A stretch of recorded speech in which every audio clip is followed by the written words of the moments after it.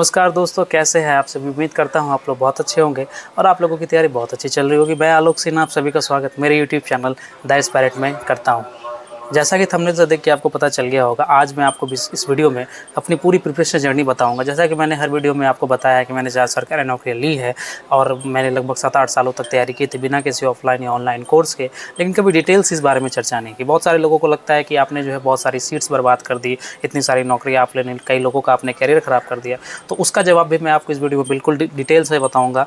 तो आप खुद ये डिसाइड कर लेना इस वीडियो को देखने के बाद कि क्या मैंने सच में 4 सीट्स बर्बाद की है। साथ ही में आपको ये भी पता चलेगा इस वीडियो में कि किसी को यदि सक्सेस मिली है तो उसके पीछे उसने एक लंबी फेल्योर्स का दौर देखा है। उसने कई सारे एग्जाम्स दिए, मैंने बहुत सारे एग्जाम्स दिए थे, ऐसा कोई एग्जाम नहीं रहा करता था जो मैं नहीं देता था। तो अपनी मैं पूरी बिल्कुल जर्नी आपको बताने वाला हूँ। इस कहानी को देखने के बाद, मेरी जर्नी को जानने के बाद आपको बहुत सारा मोटिवेशन मिलने वाला है, मैं इस बात की आपको गारंटी देता हूँ। साथ ही में जो सारे लोग ऐसे हैं जिनको ऐसा लगता है 2-3 एग्जाम दे के उन्हें सक्सेस नहीं मिलती तो वो लोग डिमोटिवेट हो जाते हैं, उनके लिए वीडियो में बहुत सारा चीज़ होगा जानने के लिए। इसलिए आप इस वीडियो को पूरा देखिए, मेरी कहानी को जानिए, आपको ये वीडियो देखने में बहुत अच्छा लगेगा।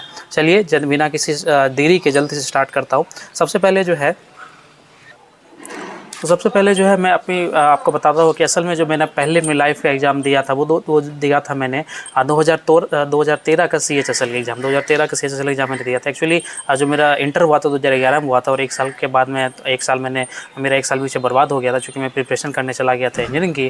खैर उसके बाद 2013 का मेरा पहला CHSL था और जो मैंने पहला CHSL 2013 में दिया था वो मैंने उसमें पास नहीं किया था। ठीक है, तो मैंने जो एग्ज़ाम देना स्टार्ट किया था वो 2013 से स्टार्ट कर दिया था। ठीक है, 2014 का जो CHSL था वो मेरी लाइफ का दूसरा एग्ज़ाम था, क्योंकि उस समय आपके जो थे मैट्रिक लेवल पे ज़्यादा इंटर लेवल पे ज़्यादा एग्ज़ाम हुआ नहीं करते थे। बैंकिंग का भी आपका सारा एग्ज़ाम ग्रेजुएशन लेवल पे ही हो गया था और साथ ही में जो SSC का एग्ज़ाम था ग्रेजुएशन लेवल पे था ही।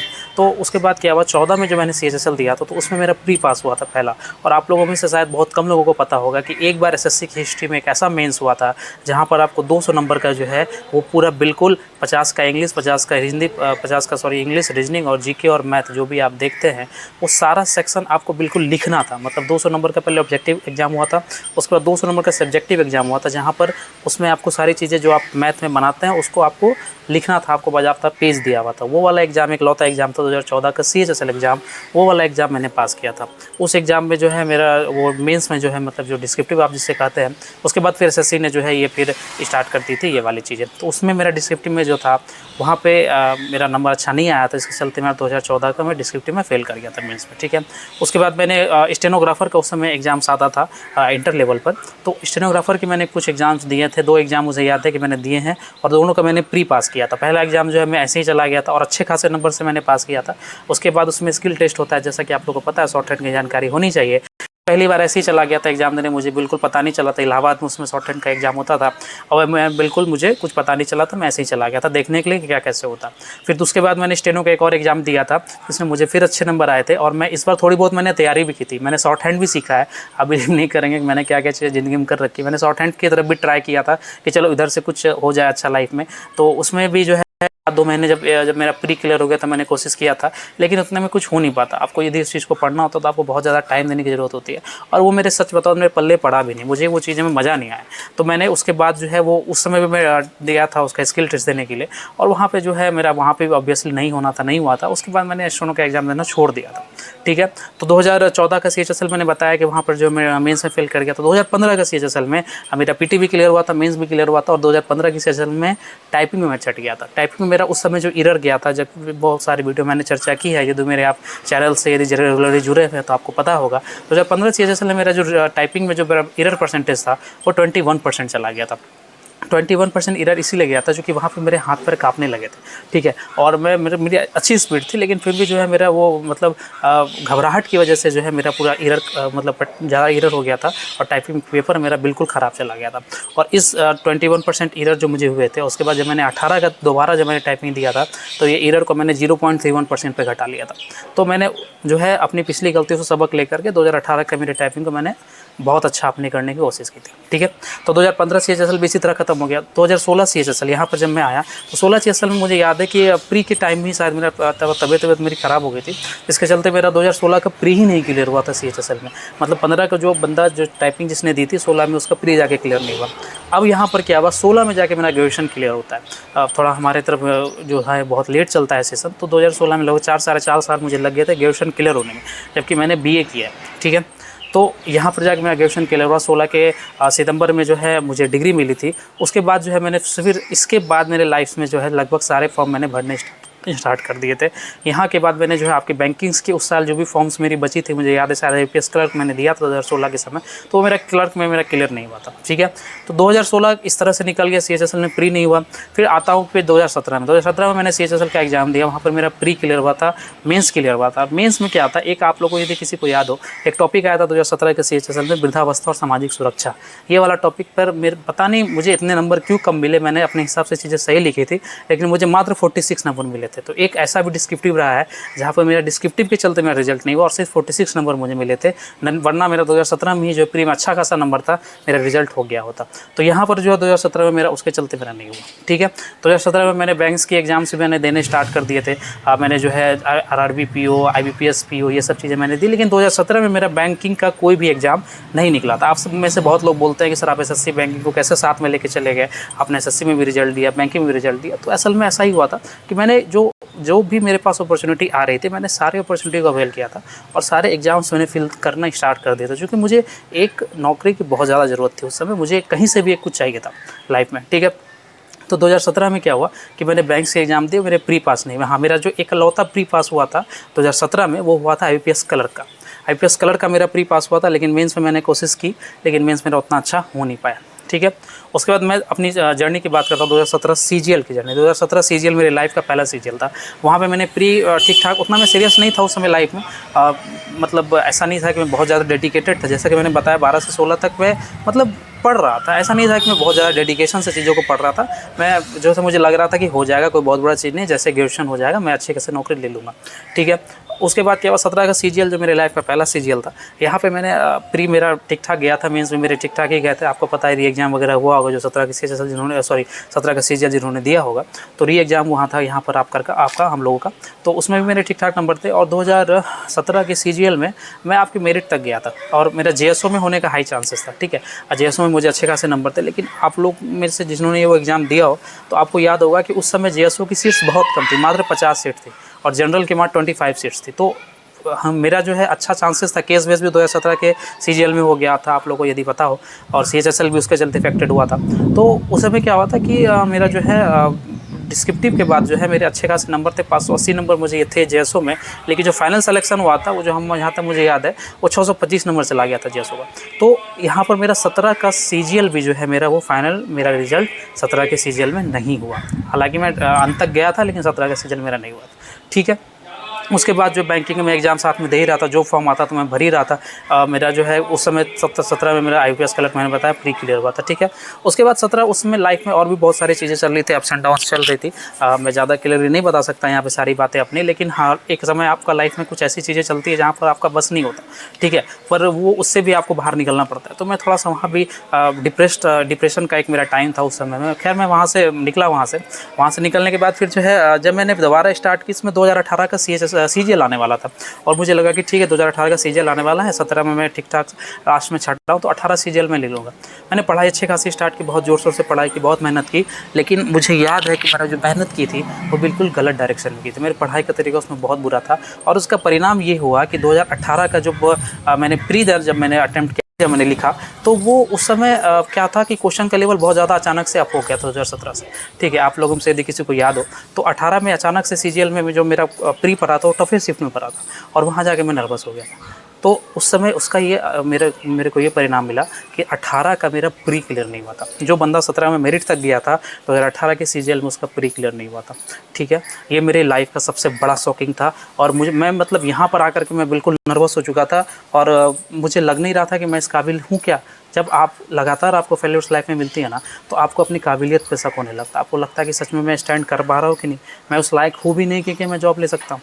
ठीक है, तो मैं एक्चुअली हुआ क्या था, मैं प्रिपेयर था, लेकिन वो मेरा एग्ज़ाम थोड़ा नर्वसनेस के कारण या मैं क्या कहूँ, एग्ज़ाम प्रेशर में हैंडल नहीं कर पाया, क्वेश्चन का लेवल भी अचानक टफ आ गया था, तो मेरा प्री क्लियर नहीं हो पाया था। नंबर जब मुझे आ गए थे, पता चल गया था नंबर मुझे बहुत अच्छे नहीं आए हैं, तो मैं समझ गया था कि मेरा 18 का CHSL की जर्नी मेरी 18 की CGL की जर्नी मेरी ख़त्म हो गई है। ठीक है, उसके कुछ दिन के बाद ही जो है जुलाई 2019 में, जहाँ तक मुझे याद है, CHSL 2019 सॉरी CHSL 2018 होने वाला था।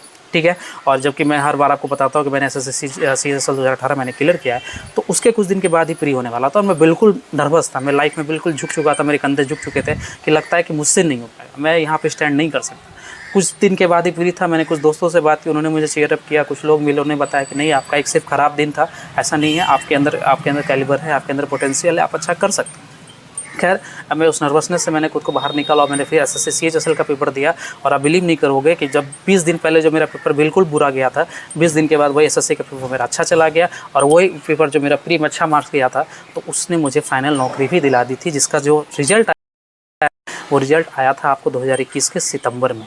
मतलब 2019 में जो मैंने पहला पेपर दिया था SSC CHSL 2018 का, उसका जो फाइनल रिज़ल्ट आया है वो आया है 2021 के सितंबर में। आप समझ सकते हैं कि इतना दिन का गैप था उसमें।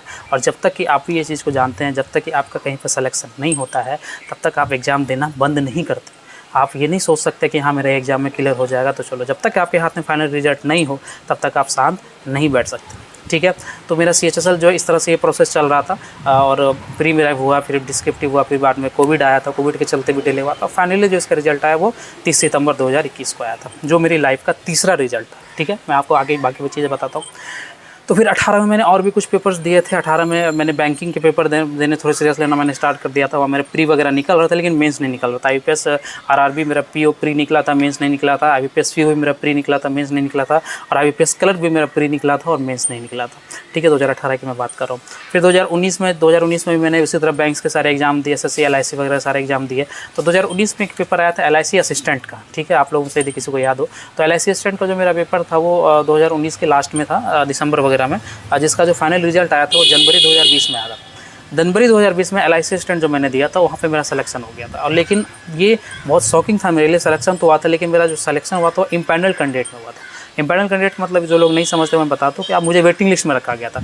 और हालांकि मेरा अच्छा ही था, मेरा पहला नंबर ही था, जो मैंने भागलपुर डिवीज़न से भरा था वहाँ पहला नंबर था वेटिंग लिस्ट में, तो वहाँ पे मुझे डाला गया था, लेकिन मुझे जॉब नहीं मिली थी। और ये जो मेरा वेटिंग लिस्ट क्लियर हुआ था, ये वेटिंग लिस्ट क्लियर हुआ था मुझे जहाँ तक याद है सितंबर 2021 में। मतलब सितंबर 2021 में, सितंबर अक्टूबर में मेरा 2 रिजल्ट आया था। एक SSC CHSL 2018 का जो मैं 2019 से पेपर दे रहा था, और दूसरा LIC स्टूडेंट का जो कि मैंने 2020 में जिसका पेपर दिया था मेंस, और उसका जो फाइनल रिजल्ट आया था, मतलब 2020 के मैंने जनवरी में पेपर दिया था, फाइनल रिजल्ट जो मेरा आया था वो आया था आपका अक्टूबर 2021 में। तो वो भी एग्ज़ाम मैं पहले से दे रहा था और मेरा जो फाइनल रिजल्ट आया था वो मेरा इतने दिनों के बाद आया था। ठीक है, तो मैंने कभी भी कोई सीट बर्बाद नहीं की। मैं सिर्फ लगातार एग्ज़ाम दे रहा था, चूँकि मेरा कोई फाइनल रिजल्ट मेरे हाथ में था नहीं। और ये एग्जामिनेशन के प्रोसेस चूँकि हमारे यहाँ इतना डिले चल रहा था, ये जो रिक्रूटमेंट का प्रोसेस इतना डिले चलता है, इसके चलते ये ऐसा हो गया कि मेरे साथ जो है सारे एग्ज़ाम्स के रिजल्ट मेरे एक साथ आने स्टार्ट हो गए, और लोगों को लगा कि ये जो है बंदा सीट बर्बाद कर रहा है, लेकिन असल में ऐसा कुछ था नहीं। तो मैंने आपको LIC असिस्टेंट के बारे में बता दिया, SSC CHSL 2018 के बारे में बता दिया। जो मैंने 2 जॉब्स ली थी वो मैंने एग्जाम कब दिए थे और उसका फाइनल सिलेक्शन कब आया था। ठीक है, उसके बाद जो है 2019 का मैंने CGL प्री अटैम्प्ट किया था। 2017 का CGL जो है मेरा फाइनल मतलब मेरिट मेरा कंप्लीट नहीं हुआ था। 2018 में मैं प्री फेल कर गया था। 2019 का SSC जो है CGL मैंने दिया था, और ये मेरा जो एग्ज़ाम था ये मेरे लाइफ का सबसे बड़ा एग्ज़ाम था जो मैंने क्लियर किया था।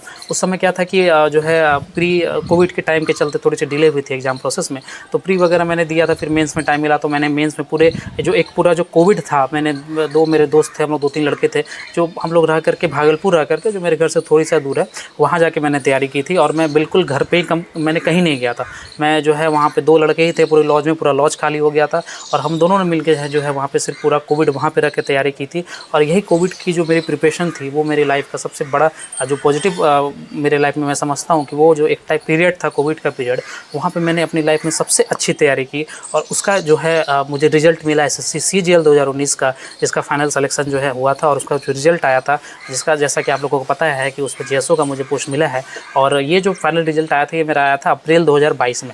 तो मैंने 2020 में CGL का प्री और मेंस मैंने दिया था, और उसका फाइनल रिजल्ट आया था अप्रैल 2022 में। यहाँ पर भी आपका केस हो गया था। तो आप समझ सकते हो वो एग्जाम भी मैंने कितना पहले से दिया हुआ था और उसका रिजल्ट मुझे कब मिला था। ठीक है, तो ये मेरी तीसरी जॉब थी जो कि मैंने आपको बताई। उसके बाद जो है फिर 2020 में भी 2020 जब ख़त्म हो रहा था तो वहाँ पर भी मेरे पास कोई फाइनल रिजल्ट था नहीं। मैंने बैंक्स के एग्ज़ाम दिए, मैंने LIC ADO भी दिया था। LIC ADO में मैं छठा था, वहाँ पे जाके मेरे मेंस के बाद मेरे मतलब मेंस तक मैं क्लियर कर गया, तो उसके आगे मेरा नहीं हुआ था। ठीक है, तो इस बीच में मैंने पता नहीं कितने सारे एग्जाम्स दिए। मैंने SSC MTS का भी एग्ज़ाम दिया है। MTS का एग्ज़ाम देने के बाद भी मैं एग्जैक्ट मुझे सेशन वो याद नहीं है किस बार का था, लेकिन वो भी मैंने दिया था और वहाँ पे भी जो मेरा फाइनल सिलेक्शन नहीं हुआ था। मतलब कुछ सारा चीज़ हो गया था, फाइनल सिलेक्शन 1 या 1.5 नंबर से मेरा रह गया था, क्योंकि मैंने पटना से बिहार से भर दिया था। ठीक है, इसके चलते मेरा हाई कट ऑफ चला गया था और वो नहीं हुआ था पेपर। तो SSC MTS तक मैंने दिया है और लाइफ में मैंने ग्रुप डी के भी फॉर्म भरे। मैंने ग्रुप डी के, हालांकि मैंने कोई एग्ज़ाम नहीं किया था ग्रुप डी का, पहला वाला ग्रुप डी मैंने भरा, लेकिन मैं एग्ज़ाम देने नहीं जा पाया। और उसका दूसरा ग्रुप डी जो है मैंने भरा जो इस बार है, तो वो भी मैं एग्ज़ाम स्किप ही कर दूँगा, एग्ज़ाम देने में जाऊँगा नहीं। तो इस तरह से मैंने ग्रुप डी से लेकर MTS से लेकर सारे पोस्ट मैंने भरे थे जो भी उस समय निकल रहे थे, ताकि मुझे एक जॉब की ज़रूरत थी। और मुझे पता नहीं कितने फेल्योर्स मिले हैं। ये तो मैंने वो सारे एग्ज़ाम से जो मुझे याद मैंने आपको बताया, इसके अलावा मैंने कितने सारे एग्ज़ाम दिए जो मुझे अभी याद भी नहीं है। और उन सारे एग्ज़ाम्स को मैंने जाकर जो फेस किया था, और उसमें मैंने सबसे मुझे सबसे फेल्योर मिला था मुझे। ठीक है, तो उसके बाद क्या हुआ, IBPS क्लर्क की बारी आती है। IBPS क्लर्क 2020 मैंने फेल किया। उसके पहले मैं RRB PO में मैंने पास किया था, इंटरव्यू में मैं छट गया था। उसके पहले इंटरव्यू मेरा नहीं हुआ था। IBPS PO भी मेरा जो है उसमें 2020 वाला भी जो मेरा क्लियर हुआ था, लेकिन वहाँ भी मेरा सिलेक्शन नहीं हुआ था, प्री क्लियर हो गया था, मेंस में मैं छट गया था। 2020 का जो इंटरव्यू मैंने दिया था, 2020 का मैंने IPS क्लर्क जब फॉर्म फिल किया, उसके पहले मेरा IPS क्लर्क 17, 18 और 19 3 बार मैंने प्री क्लियर किया था और मेंस मेरा नहीं हुआ था। मैं बिल्कुल भारी मन से मैंने जो है ये भरा था। अब मैं भरना भी नहीं चाह रहा था, मुझे लगा कि यार हो नहीं रहा है, चलो 3 बार से मैं मेंस लिख रहा हूँ, मेरा हो नहीं रहा है, क्लियर नहीं हो रहा, चलो इस बार और दे देता हूँ, ट्राई कर देता हूँ। और उस बार जो IPS क्लर्क 2020 का रिजल्ट आया था वो मेरा क्लियर हुआ था, और उसमें जो है मुझे PNB मिला था। और ये मेरे लाइफ का पहला रिजल्ट था। IPS क्लर्क 2020 का जिसका एग्ज़ाम मैंने सबसे लास्ट में दिया था, उसका चूँकि रिक्रूटमेंट प्रोसेस IPS का बहुत अच्छा होता है, इसलिए वो मेरा सिलेक्शन सबसे पहले हुआ था। और 1 अप्रैल 2021 को मेरी लाइफ का पहला रिजल्ट था, जब मेरी आंखों में आंसू थे, मेरे घर वालों की आंखों में आंसू थे। वो मैं आपको बयान नहीं कर सकता वो वाला सीन कैसा होता है कि जब आप 8 सालों से लगातार सारे एग्जाम्स को फिल कर रहे हो और आपका एक फाइनल सिलेक्शन भी नहीं है। और उस बार जो मेरा पहला फाइनल सिलेक्शन जो मुझे हुआ था 1 अप्रैल 2021 को, उस समय मैं आपको बयान नहीं कर सकता कि मेरे चेहरे का क्या हाव भाव था, मेरे घर वाले लोगों का की क्या स्थिति थी, मेरी आंखों में कितने आंसू थे, मैं आपको बता नहीं सकता। यदि आपके लाइफ में जब वो मोमेंट आएगा तो आप शायद मेरी बातों को अच्छे से समझ सके होंगे। ठीक है, तो वो मेरे लाइफ का पहला रिजल्ट था IPS क्लर्क 2021, जहाँ पे मुझे PNB का सिलेक्शन मिला। 1 अप्रैल को उसका रिजल्ट आया, मैंने PNB क्लर्क ज्वाइन किया। उसके बाद ज्वाइन करने के कुछ दिन के बाद ही LIC असिस्टेंट का इम्पैनल लिस्ट क्लियर हो गया, वहाँ मुझे आ गया, तो मैं वहाँ नहीं गया। उसके बाद जो है कुछ दिन के बाद CHSL आ गया, उसका मुझे बुलावा आ गया, मैं वहाँ नहीं गया। और उसके बाद लास्ट में जो है मेरा SSC CGL 2019 क्लियर हुआ था, जो कि सबसे लास्ट में रिजल्ट आया था आपका अप्रैल 2022 में। तो इस तरह से मैंने उसके बाद जो है मैंने, ऐसा नहीं था कि मैं ये जो आप लोग को जो मैं बताता हूँ कि मैंने 4 जॉब्स ली है, तो ये और भी संख्या बढ़ सकती थी। मैंने उसके बाद सारे एग्जाम देने बंद कर दिए। CHSL 2019 में मेरा सिलेक्शन हो सकता था, लेकिन मैंने जो CHSL 2019 का मैंने टाइपिंग स्किप कर दिया था। CHSL 2020 का मैंने जो है मैंने फॉर्म फिल कर दिया था उस समय तक, लेकिन मैंने फ्री का एग्ज़ाम नहीं दिया था, क्योंकि 2019 में मेरा सिलेक्शन पक्का था, लेकिन मैंने ये स्किप कर दिया। उसके बाद RRB NTPC जो भी हाल फिलहाल का जो भी अभी आपका आया होगा, RRB NTPC में मेरा, चूँकि तो आपको पता है 2019 का वैकेंसी आई हुई है, उसमें मेरा प्री में अच्छा खासा नंबर था, लेकिन मैंने जो है उसके बाद जो स्किप कर दिया था। वो मैंने भी आपको पिछली वीडियो में बताया। तो ऐसा नहीं है कि मैंने उसके बाद जो भी सारे एग्जाम्स थे वो मैंने स्किप कर दिए। 2019 का CGL में सिलेक्शन के बाद 2020 का जो मेरा सिलेक्शन था, तो 2020 की जो CGL थी वहाँ पे भी मेरे जो है प्री में कुछ ठीक ठाक नंबर थे, लेकिन मेंस मेरा उतना अच्छा नहीं हुआ था। मुझे लगा कि मैं 4600 मुझे नहीं मिल पाएगा, इसलिए मैंने जो है डिस्क्रिप्टिव टियर 3 जो है मैंने स्किप कर दिया। उसका 2021 के CGL में भी जो है मेरा प्री में उतना अच्छा नंबर नहीं था, 15 या 20 नंबर ज़्यादा थे कट ऑफ से। और मेंस इस बार 2021 का मैंने मेंस भी नहीं लिखा है, क्योंकि मुझे पता था कि मैं 4600 तक नहीं पहुंचा, भले मुझे 2400 मिल जाए, 2800 मिल जाए, क्योंकि मैंने ऑलरेडी 4200 में मैं पहुंच चुका हूं, तो मैं और एक सीट बर्बाद नहीं करना चाहता था। तो आप ये दिमाग में ये चलता है कि मैंने सीट्स बर्बाद की है, तो मैंने आपको अपनी सारी कहानी बता दी। मैंने आपको ये भी बता दिया कि एक बंदा यदि 4 सरकारी नौकरियाँ ले चुका है, तो उसने अपनी लाइफ में कितने सारे फेल्योर्स हासिल किए होंगे, इन सालों तक, 8 सालों तक मैंने कैसे अपने आप को मोटिवेटेड रखा होगा, आप सोच सकते हैं। बहुत सारी ऐसी कहानियाँ हैं, मैं छोटी छोटी बातें से आपको बताता हूँ। मेरे कुछ दोस्त हुआ करते थे, वो क्या अपनी लाइफ में बहुत अच्छा कर चुके थे, तो मैंने उन चार लोगों की मैंने क्या की थी, प्रोफाइल पिक्चर को मैंने सारे को एक कॉलेज करके मैंने अपने फ़ोन का वॉलपेपर बना रखा था। जब मुझे मोबाइल देखने का मन होता था, जब मुझे टाइम पास करने का मन होता था, जब मैं मोबाइल चलाता था ना, तो मुझे उन चारों लोगों की तस्वीर दिखती थी अपने मोबाइल पर, और मैं बिल्कुल उस मोमेंट मुझे दिमाग में ये आ जाता था कि ये 4 लड़के जो है, जो कि मेरे साथ थे और अपनी लाइफ में आज बहुत अच्छा कर रहे हैं, तो उनको देख करके मैं अपने आप को मोटिवेशन ले रहा था कि भाई ये अच्छा कर रहा है तो मुझे भी अपनी लाइफ में कुछ अच्छा करना है। तो इन सब सारी चीज़ों से, छोटी छोटी चीज़ों से मैंने खुद को मोटिवेटेड रखा है। मैं अपने आप को हमेशा हर एग्ज़ाम के बाद जो मैं गिरता था, कभी 1 नंबर से, कभी 2 नंबर से छटता था, कभी कभी फिर फाइनल रिजल्ट ऐसा हुआ है कि बहुत बार नहीं हुआ है। कैटेगरी की वजह से मैं छटा हूँ, जनरल कैटेगरी से आता हूँ, यहाँ तक मैं EWS से भी नहीं था। तो इन सब वजहों से भी मेरा बहुत ज़्यादा से बहुत जगह सिलेक्शन रुका है। और इधर हाल फिलहाल मैंने RRB असिस्टेंट का एक एग्ज़ाम दिया था, वहाँ भी आप बिलीव नहीं करेंगे मात्र 0.25 से मेरा सिलेक्शन रह गया था। मैंने यूपी से फॉर्म फिल कर दिया था और 89.25 वहाँ कट ऑफ गई थी और मुझे 89 नंबर आए थे। प्री की मैं बात कर रहा हूँ, RBI प्री की, रिजर्व बैंक प्री की कलर की मैं बात कर रहा हूँ, और उसमें भी मेरा सिलेक्शन मात्र 0.25 से नहीं हुआ था। तो आप समझ सकते हैं कि लाइफ में आपको सफलताएं मिलते रहेगी, आप इतने छोटे छोटे नंबर से छटते रहोगे। लेकिन जब मैं 8 सालों तक, 9 सालों तक मैं प्रिपेयर कर सकता हूँ, मैं अपने आप को मोटिवेटेड रख सकता हूँ, तो आप लोग 2-3 एग्ज़ाम देने के बाद क्यों डिमोटिवेटेड हो जाते हो? आप लोग को ऐसा क्यों लगता है कि मैं नहीं कर पाऊँगा? तो उम्मीद करता हूँ कि ये पूरी जर्नी आपको अच्छी लगी होगी, मेरी कहानी आपको अच्छी लगी होगी, आपको सारी बातें आपकी क्लियर हो गई होगी। फिर भी आपके मन में कोई डाउट है तो आप खुद ये डिसाइड करें कि क्या मैंने सच में सीट्स बर्बाद की थी या कुछ हालात ही ऐसे हो गए थे जो मेरी 4 साल कैरियर हो गई। और एक बात हमेशा याद रखना, आपकी स्थिति जो भी है, आप उसको बेहतर करने की, अपनी स्थिति को बेहतर करने का आपको पूरा हक है। यदि मैं 4200 ग्रेड पे हूँ तो मुझे पूरा हक है कि मैं अपनी स्थिति को बेहतर करूँ, और ये सबके साथ होता है। लोगों को चाहिए ये चीज़ें कि यदि मैं 4200 में हूँ तो मैं कोशिश करूँगा मैं 4600 में जाऊँ। मैं अभी भी एग्जाम्स की तैयारी कर रहा हूँ, मैं आगे भी देख रहा हूँ, मैं सिविल सर्विसेज की तरफ थोड़ा ध्यान दे रहा हूँ कि मैं उधर कुछ कर सकूँ।